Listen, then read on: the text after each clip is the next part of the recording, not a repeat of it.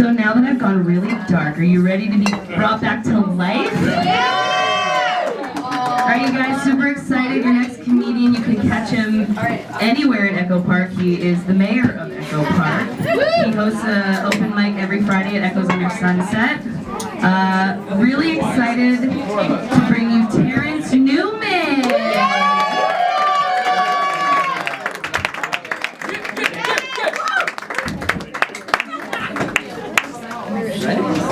I was really excited about the door. That's good.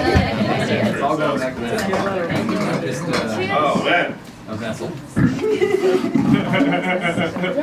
not gonna work. That's not gonna work. That is not gonna work. Hi, how you guys doing? I am. I'm Terrence Newman. How you doing?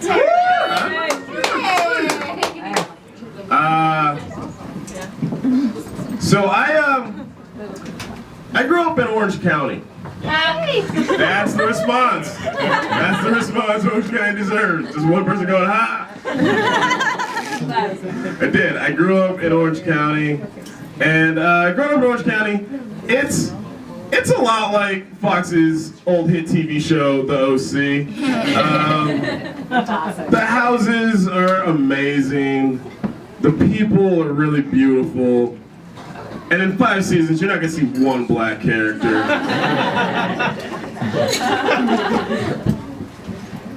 Put it this way, there's more black people living in the White House right now than were going to high school with me. Do you know what it's like being an entire high school's black friend?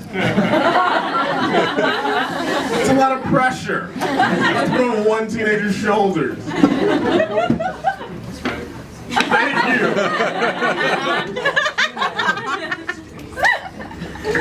Anyone else here ever had an entire class of 9th graders ask to touch your hair? Woo!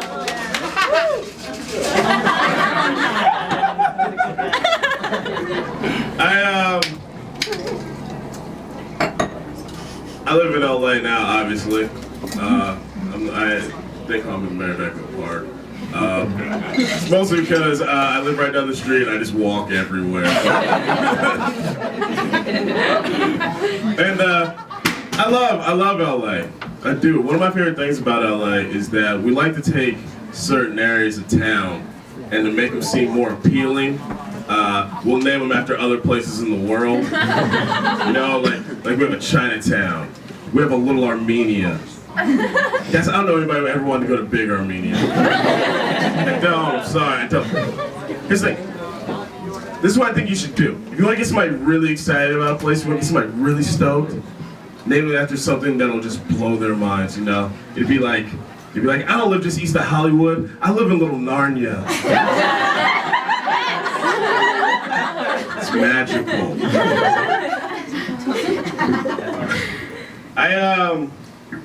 I like politics. Woo! That's also the response. I do. I like politics. I like polls. I think math and the statistics. I love it when these two worlds combine and make something magical. I saw a poll recently that was it was the most fascinating poll I've ever seen in my life. It was after the last State of the Union, and it was a CNN instant poll, so you know it was accurate. And this is what the poll said. The poll said that 94% of black people supported Barack Obama's goals and plans for the future. 0% of black people supported the Republican Party's goals and plans for the future. So CNN had this roundtable of talking heads, and they're discussing what is it the Republican Party can do to make inroads with the black community. But the question I think they should have been asking is, what the fuck happened to 6% of black people? 6% of black people are missing.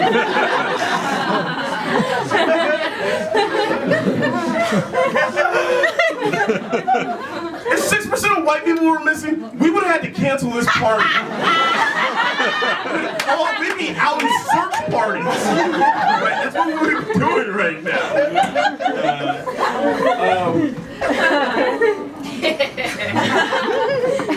I'm sorry, guys. I take a break there. My energy's a little off. I ate Taco Bell earlier. And it's my energy, it's just been kind of fucked all day. I don't eat Taco Bell often, and I learned something when I was there. I didn't know this.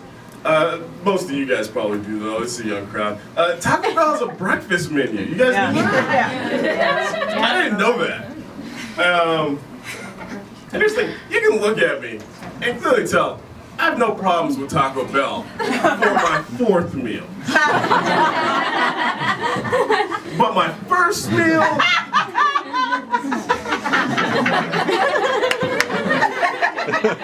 feel like if you're the type of person that would eat Taco Bell for breakfast, you're the type of person that doesn't wake up in time for breakfast. You sleep in a lot.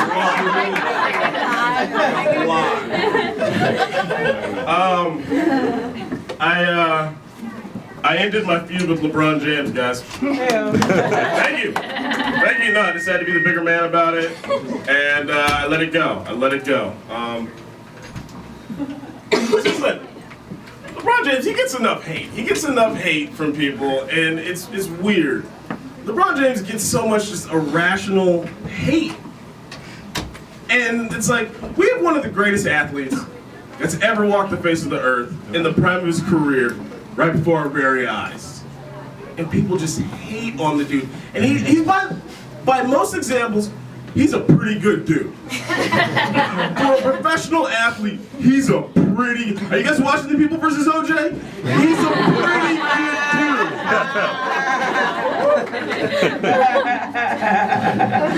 Like, LeBron James has been in the public spotlight since he was a teenager. He was on the cover of Sports Illustrated when he was 16 years old. You guys know he's still married to his high school sweetheart? He probably cheats on her a bunch, but they're still married. He's a pretty good dude. The worst thing LeBron James ever did was take a job in Miami over a job in Cleveland. Like, none of you assholes want to take a job in Miami over a job in Cleveland. I remember last season, a reporter asked him, the reporter said, "LeBron, name your Mount Rushmore of basketball. What's your 4 greatest basketball players of all time?" And he gave a really political answer. Like, very politician-like. He didn't answer. The only thing he said was, "At the end of my career, I hope to be one of those players." People freaked out. Fucking dudes on ESPN were writing blogs. How dare he? How arrogant of him to think that he's gonna be one of the 4 greatest basketball players of all time. First off, I'm sorry, I'm gonna get in a basketball rant real quick.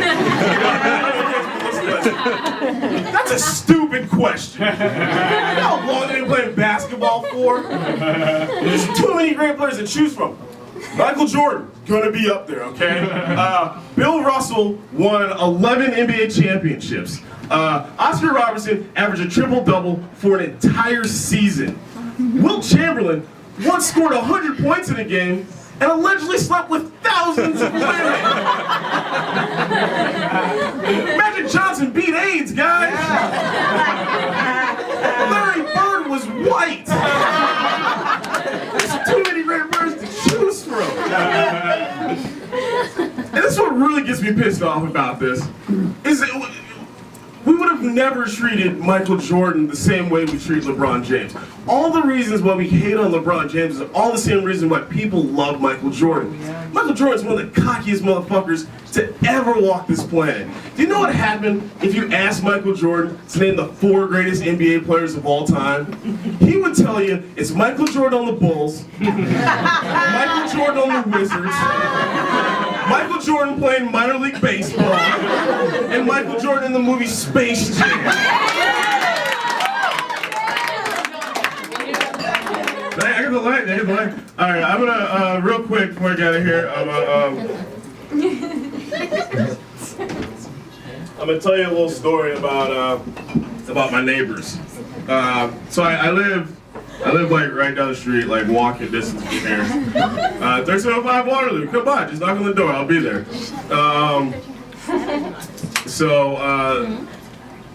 one night I was just, hanging out at the mayor's mansion. That's what I like to call it. That's what I like to call it, the mayor's mansion. And it was the end of the night, and I was having my traditional 2 a.m. Beer and a cigarette nightcap. And from the apartment complex next to my place, I started to hear this like heavy house music playing. Just like this. And then over the house music, I started to hear this like really deep, heavy moaning. It was just like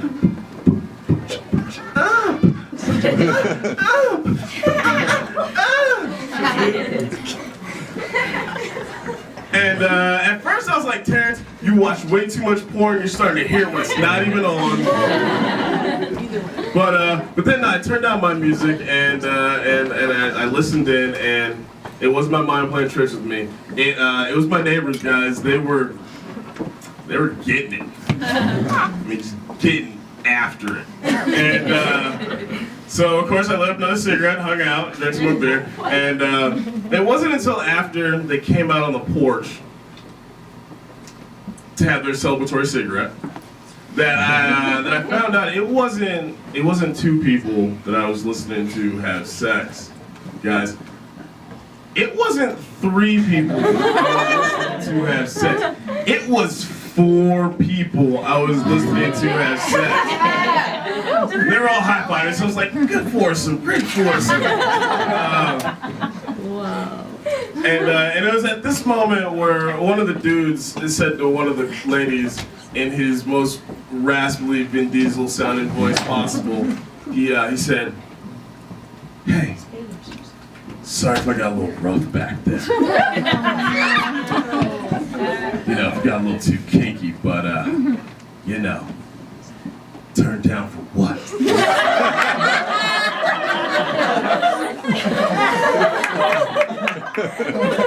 To which one of the ladies replied,